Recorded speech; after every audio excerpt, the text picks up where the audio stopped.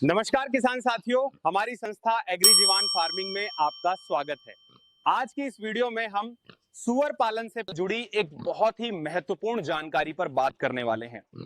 बहुत से किसान जब सुअर पालन शुरू करते हैं तो उनका सबसे बड़ा सवाल यही होता है कि कौन सी नस्ल ज्यादा तेजी से बढ़ेगी, किसमें फीड का खर्च कम आएगा और आखिर बाजार में किस सुअर का दाम अच्छा मिलेगा।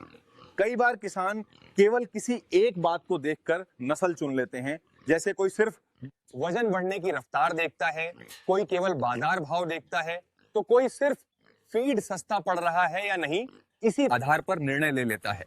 लेकिन बाद में वही किसान घाटे में चला जाता है और समझ नहीं पाता कि गलती कहां हुई।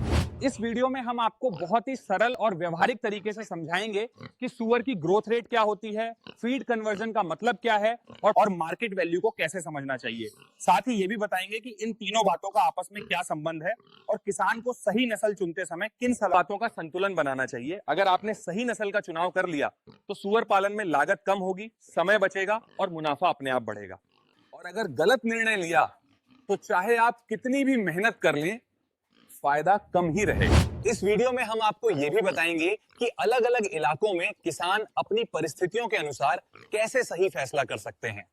चाहे आप छोटे स्तर पर सुअर पालन कर रहे हो या बड़े फार्म की योजना बना रहे हो, यह जानकारी आपके लिए बहुत काम की होने वाली है। इस वीडियो के अंत तक आपको यह साफ समझ आ जाएगा कि आपको अपने फार्म के लिए कौन सी नस्ल क्यों चुननी चाहिए।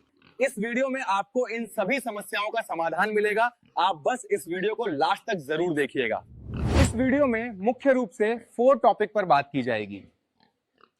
पहले टॉपिक में हम आपको जानकारी देंगे कि सुअर की ग्रोथ रेट क्या होती है और ये किसान के लिए क्यों महत्वपूर्ण है। दूसरे टॉपिक में हम आपको जानकारी देंगे कि फीड कन्वर्जन रेशियो क्या है और इससे लागत कैसे तय होती है। तीसरे टॉपिक में हम आपको जानकारी देंगे कि मार्केट वैल्यू क्या होती है और बाजार की मांग को कैसे समझें। चौथे टॉपिक में हम आपको जानकारी देंगे कि ग्रोथ रेट, फीड कन्वर्जन और मार्केट वैल्यू का सही संतुलन कैसे बनाएं। इस वीडियो पर आगे बात करें इसके पहले सभी किसान साथियों से हमारा विनम्र निवेदन है कि यदि अभी तक आपने YouTube चैनल एग्रीजीवान फार्मिंग को सब्सक्राइब नहीं किया है तो कृपया कर लीजिए, क्योंकि हम इस चैनल पे सुअर पालन से संबंधित नई जानकारी लगातार अपलोड करते रहते हैं। तो अब हम इस वीडियो के पहले टॉपिक पे बात कर लेते हैं और वो है कि सुअर की ग्रोथ रेट क्या होती है और ये सिर्फ किसान के लिए क्यों महत्वपूर्ण है। ग्रोथ रेट का मतलब होता है कि सुअर अपने जन्म से लेकर बाजार में बेचने लायक वजन तक कितनी तेजी से बढ़ता है।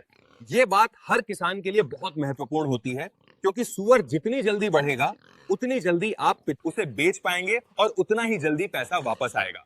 अगर सुअर को ज्यादा समय तक पालना पड़े तो फीड, पानी, दवा और बचत में देखभाल का खर्च बढ़ता चला जाता है। उदाहरण के तौर पर विदेशी नस्लों जैसे लार्ज व्हाइट या यॉर्कशायर की ग्रोथ रेट आमतौर पर तेज होती है। ये नस्लें 6 से 7 महीनों में लगभग 90 से 100 किलो तक वजन पा सकती हैं। वहीं देशी नस्लों को वही वजन पाने में 8 से 10 महीने या कभी-कभी उससे भी ज्यादा समय लग जाता है। इसका सीधा मतलब यह है कि विदेशी नस्ल को कम समय तक पालना पड़ता है और सुअर जल्दी बाजार में पहुंच जाता है। लेकिन यहाँ एक बात समझना बहुत जरूरी है। अगर आपका उद्देश्य केवल मीट के लिए सुअर पालना है और आप जल्दी बिक्री में करना चाहते हैं तो तेज ग्रोथ रेट वाली नस्ल आपके लिए फायदेमंद रहती है। लेकिन अगर आपका उद्देश्य ब्रीडिंग है, यानी कि बच्चों के लिए सुअर पालना, तो वहां ग्रोथ रेट उतनी महत्वपूर्ण नहीं होती। वहां सुअर की सेहत, प्रजनन क्षमता और लंबे समय तक टिकाऊ रहना ज्यादा जरूरी होता है। कई किसान केवल ये देखकर नस्ल चुन लेते हैं कि ये जल्दी बढ़ती है, लेकिन बाद में उन्हें समझ आता है कि फीड का खर्च बहुत है, ज्यादा हो गया या सुअर की देखभाल मुश्किल हो गई। इसलिए ग्रोथ रेट को समझना जरूरी है, लेकिन उसे अकेले आधार बनाकर निर्णय नहीं लेना चाहिए। किसान को अपने फार्म की सुविधा, फीड की उपलब्धता और अपने लक्ष्य को ध्यान में रखकर ही ग्रोथ रेट को देखना चाहिए। तो अब हम इस वीडियो के दूसरे टॉपिक पे बात कर लेते हैं और वो है कि फीड कन्वर्जन रेशियो क्या है और इससे लागत कैसे तय होती है। फीड कन्वर्जन रेशियो जिसे आम भाषा में FCR कहा जाता है, ये बताता है कि सूअर कितनी फीड खाकर कितना वजन बढ़ाता है। इसे ऐसे समझिए कि अगर 1 किलो वजन बढ़ाने के लिए सूअर को 3 किलो फीड खानी पड़े, तो उसका FCR 3 हुआ। FCR जितना कम होगा, किसान का खर्च उतना ही कम आएगा। विदेशी नस्लों का FCR आमतौर पर 2.5 से 3.0 के बीच होता है, यानी 2.5 से 3 किलो फीड में 1 किलो वजन बढ़ जाता है। वहीं देसी नस्लों का FCR थोड़ा ज्यादा होता है, लगभग 3.5 से 4 किलो तक। इसका कारण यह है कि देशी नस्लों का मेटाबॉलिज्म थोड़ा धीमा होता है। अब यहाँ किसान को यह समझना जरूरी है कि अगर फीड महंगी है तो ज्यादा FCR वाली नस्ल पालना नुकसानदायक हो सकता है। उदाहरण के लिए, अगर आप बाजार से रेडीमेड फीड खरीद रहे हैं और उसकी कीमत ज्यादा है, तो कम FCR वाली नस्ल आपके लिए ज्यादा फायदेमंद होगी। लेकिन अगर आपके पास अपने फार्म पर आटा, भूसा और कुछ प्रोटीन स्रोत आसानी से उपलब्ध हैं, तो आप फीड की लागत को कंट्रोल कर सकते हैं। कई किसान ये गलती करते हैं कि वे केवल वजन देखकर खुश हो जाते हैं, लेकिन ये नहीं देखते कि उस वजन के पीछे कितना फीड खर्च हो रहा है। बाद में जब हिसाब लगाते हैं तो पता चलता है कि फायदा बहुत कम हुआ। इसलिए फीड कन्वर्जन को समझना और उसे रोजमर्रा के खर्च से जोड़कर देखना बहुत जरूरी है। यहाँ हम आपको यह भी बताना चाहेंगे कि सही फीड मैनेजमेंट सीखना भी उतना ही जरूरी है। अगर आप फीड को सही अनुपात में देना सीख जाएं, तो FCR बेहतर हो सकता है। इस विषय पर विस्तार से जानकारी के लिए किसान साथी अग्रिजीवान संस्था की सुअरपन फीड फॉर्मुलेशन पुस्तक मंगवा सकते हैं, जिसमें बहुत ही सरल भाषा में फीड बनाने और खर्च कम करने के तरीके बताए गए हैं। तो अब हम इस वीडियो के तीसरे टॉपिक पर बात कर लेते हैं, और वो है कि मार्केट वैल्यू क्या होती है और बाजार की मांग को कैसे समझें। मार्केट वैल्यू का मतलब है कि आपका सूअर बाजार में कितने रुपये प्रति किलो बिकेगा। तो ये बात सीधे सीधे आपकी कमाई से जुड़ी होती है। कई बार किसान अच्छा सूअर पाल लेते हैं, लेकिन बाजार की मांग को नहीं पर समझते और सही दाम नहीं मिल पाता। आमतौर पर विदेशी नस्लों का मांस ज्यादा वजन और अच्छी बनावट के कारण अधिक दाम पर बिकता है। शहरों और बड़े बाजारों में इन नस्लों की मांग ज्यादा रहती है। वहीं देशी नस्लों का मांस स्थानीय स्वाद के हिसाब से पसंद किया जाता है। गांव और आसपास के इलाकों में कई ग्राहक देशी मांस को ज्यादा पसंद करते हैं, भले ही उसका वजन थोड़ा कम हो। इसलिए किसान को यह समझना जरूरी है कि उसका बाजार कहां है। अगर आपका फार्म शहर के नजदीक है और वहां विदेशी नस्ल के मांस की मांग है, तो विदेशी नस्ल ज्यादा लाभ दे सकती है। लेकिन अगर आपका बाजार स्थानीय है और उस ग्राहक देशी स्वाद पसंद करते हैं, तो देशी नस्ल आपके लिए ज्यादा सही रहेगी।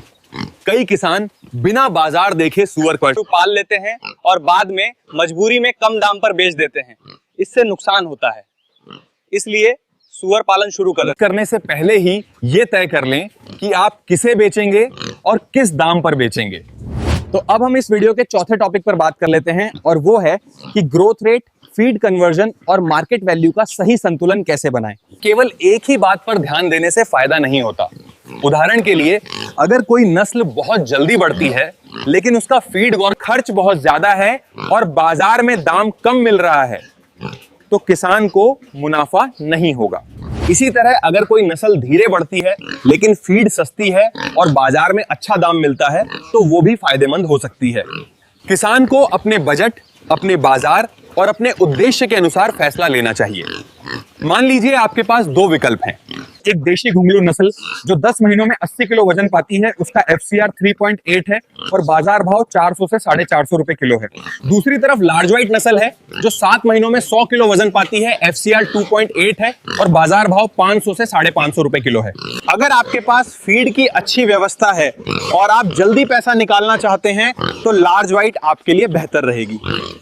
लेकिन अगर फीड महंगी है और स्थानीय ग्राहक देशी मांस पसंद करते हैं, तो घुंगरू नस्ल ज्यादा लाभ दे सकती है। अब हम दो किसानों की एक कहानी के माध्यम से इसे और अच्छे से समझते हैं।